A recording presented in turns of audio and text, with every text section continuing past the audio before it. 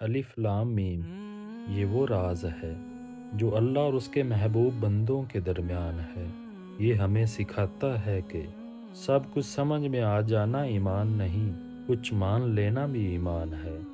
پھر اللہ تبارک و تعالیٰ فرماتے ہیں، یہ وہ کتاب ہے جس میں کوئی شک نہیں، یہ قرآن صرف الفاظ نہیں، یہ ٹوٹے دلوں کی دعا ہے اور اندھیروں میں جلتا ہوا نور ہے۔ یہ ہدایت ہے پرہیزگاروں کے لیے۔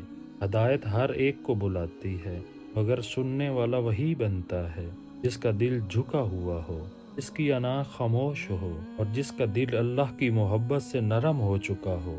یہ قرآن ان لوگوں کے لیے ہے جو اللہ پر پورا بھروسہ رکھتے ہیں، جو نظر نہ آنے والے رب سے دل ہی دل میں عشق کر بیٹھتے ہیں۔